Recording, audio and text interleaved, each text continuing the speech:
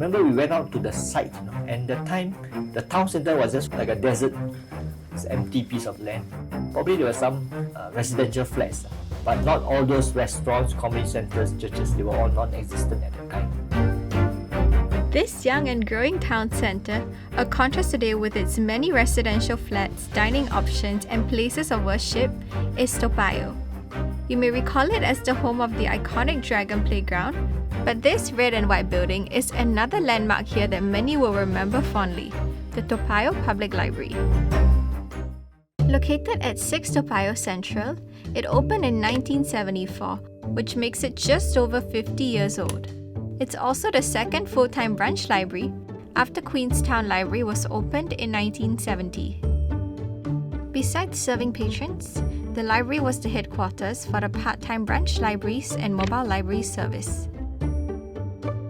Construction began in August 1972, but was stopped temporarily for a month when the partially completed building was used as the secretariat for the 7th Southeast Asian Peninsula Games held in Singapore for the first time in 1973. After it opened, the 3-story library became very popular with residents, especially children, who made up 3/4 of its total membership. Its membership numbers and book loans were even higher than those of Queenstown Library and the Central Library.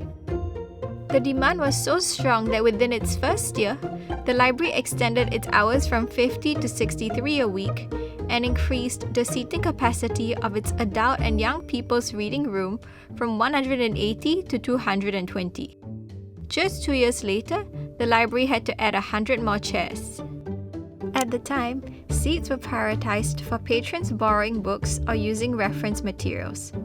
Brochures like this one listing nearby study areas in community centers were given out to discourage students from using library premises for studying. Throughout the years, the library made many improvements to its space. Air conditioning was added in 1982. In 1985, a lift was installed at the request of a wheelchair user who wanted to access books on the upper floors without relying on library staff. As part of a makeover in 1998, the library was closed and reopened the following year with new features. With the opening of Delifrance, Toa Payoh Library also became the first library to feature a cafe. It was only in 2003 that the National Library Board changed its policies on studying, and students became a common sight. In February 2023, the National Library Board announced that Toa Payoh Library would relocate to a new integrated development by 2030 as part of efforts to evolve and innovate libraries to better serve patrons. The new space will also include sports facilities and a polyclinic.